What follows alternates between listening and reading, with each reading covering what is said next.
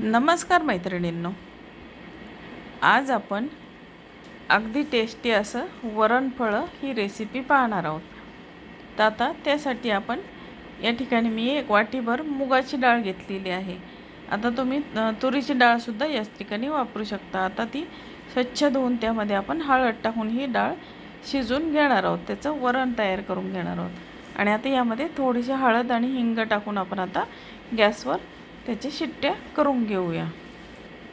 आणि आता आपल्या शिट्ट्या होत आहेत तोपर्यंत आपण वरणफळाची तयारी करून घेऊया. आता त्यासाठी मी एका बाऊलमध्ये 1 वाटीभर गव्हाचं पीठ घेतलेलं आहे आणि त्यामध्ये आपण टाकणार आहोत आता 1 चमचाभर बेसन पीठ. आता बेसन पीठ टाकल्यानंतर यामध्ये आपण आता 1 वाटी गव्हाचं पीठ, 1 चमचा बेसन पीठ टाकलं आहे. आणि आता यामध्ये मीठ टाकून घेऊया.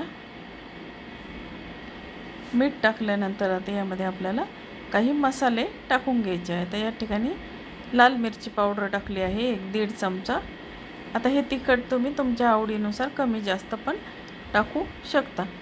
आणि आता तिखट टाकल्यानंतर हळद टाकूया आपण छोटा चमचा भरून. आणि आता यामध्ये मेन आता आपल्याला टाकायचं आहे धना जिरा पावडर आणि आता धना जिरा पावडर टाकली. आणि आता आपण यामध्ये टाकणार आहोत 1 चमचा भरून ओवा. आता ओवा टाकणं फार गरजेचं आहे, कारण उकडीचं अन्न भरपूर जणांना चालत नाही आणि त्यामुळे यामध्ये चमचाभर ओवा टाकला तर पोटालाही त्रास होत नाही. त्यामुळे वरणफळामध्ये नेहमी ओवा हा टाकायचाच. आणि आता आपण याची कणिक भिजवून घेतलेली आहे बघा, अशी घट्टसर याची पीठ भिजवून घ्यायचं. आणि आता हे आपण झाकून ठेवू आपण 10 मिनटासाठी. आणि तोपर्यंत आता वरणाची तयारी करून घेऊ. आता वरणात टाकण्यासाठी मी इथं लसूण, कढीपत्ता आणि कोथिंबीर घेतलेली आहे. लसूण, कढीपत्ता, कोथिंबीर आपण फोडणीमध्ये टाकणार आहोत. चला तर मग आता आपलं वरण पण तयार झालेलं आहे. आणि आता गॅसवर मी कढई ठेवलेली आहे. आणि आता यामध्ये आपण तेल टाकून घेऊ. आता या वरणफळासाठी तेलाचा जास्त वापर करायचा आहे थोडा, कारण उकडीच्या अन्नामध्ये तेल थोडंसं जास्त वापरायचं. तर आता या ठिकाणी मी 1.5 पळी तेल टाकलेलं आहे. आणि आता जिरे मोहरीची फोडणी देऊन घेऊया. आता जिरे मोहरीची तडतडली की नंतर आपण त्यामध्ये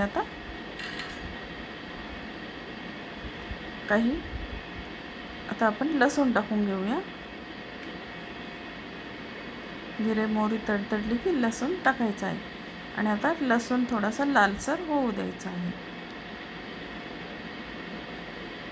आणि आता कढीपत्ता टाकलेला आहे.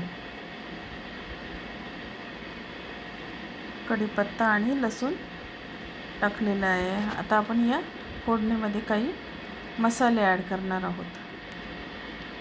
आता यामध्ये मी टाकला आहे कांदा लसूण मसाला, लाल मिरची पावडर, हळद आणि हिंग.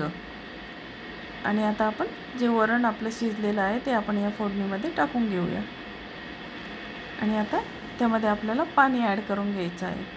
आता वरणफळं जेवढे आहेत त्याच्यात तिप्पट पाणी यात ॲड करायचं आहे. आता 1 मोठी वाटी भरून मी कणिक घेतलेली आहे, तर त्या ठिकाणी 3 वाट्या पाणी मी या वरणासाठी वापरलेलं आहे. आणि आता आपण मीठ टाकून घेऊया वरणात. आणि आता हे वरण आपल्याला आता कोथिंबीर टाकलेली आहे थोडीशी. आणि आता हे वरण आपल्याला चांगलं उकळू द्यायचं आहे बघा. आता हे सर्व व्यवस्थित आपण हलवून घेऊया. आणि आता वरणाला उकळी येऊ द्या, तोपर्यंत आपण हे वरणफळं लाटून घेऊया. आता आपण पोळी ज्याप्रमाणे लाटतो त्याचप्रमाणे आपल्याला आता हे लाटून घ्यायचे आहेत आपल्याला.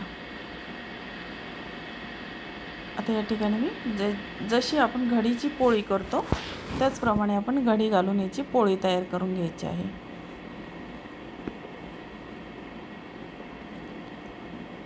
आता आपण याची पोळी लाटून घेऊया.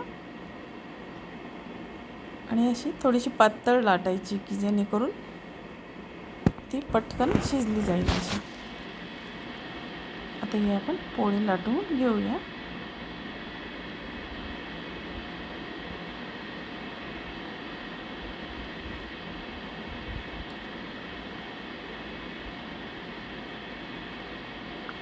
आता पोळी लाटलेली आहे, आपण आता ही कट करून घ्यायची आहे.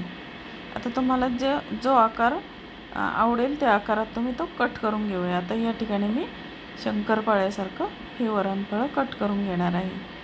साधे चौकोनी आकारामध्ये कट करून घेणार आहे मी. आणि आता जेवढे पातळ आपण लाटू तेवढे हे पटकन शिजले जातात आणि पोटाला पण त्रास होत नाही. तर बघा अशा पद्धतीने आता हे आपण सर्व कट करून घेऊया. आता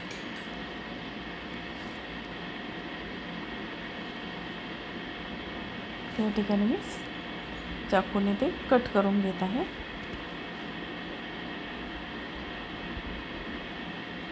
तर अगदी छान आणि सोपी पद्धतीने आपण हे वरणफळं तयार केलेले आहे आणि खाण्यासाठी सुद्धा अगदी टेस्टी असे हे वरणफळं तयार होतात बघा. आणि आता वरण पण छान उकळलेलं आहे. आता यामध्ये आपण आता हे लाटलेले वरणफळं सोडून घेऊया. आता हे सर्व आपण या वरणामध्ये सोडून घेणार आहोत.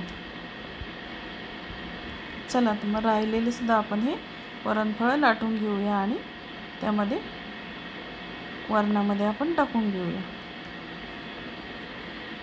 आता हे वरणसुद्धा आपलं छान उकळलेलं आहे ना. आता त्यामध्ये आपण सर्व वरणफळं टाकून घेतलेले आहेत आणि आता आपण याच्यावर झाकण ठेवून आपल्याला ते 10-15 मिनटासाठी शिजवून घ्यायचे आहे. 10 ते 15 मिनटं.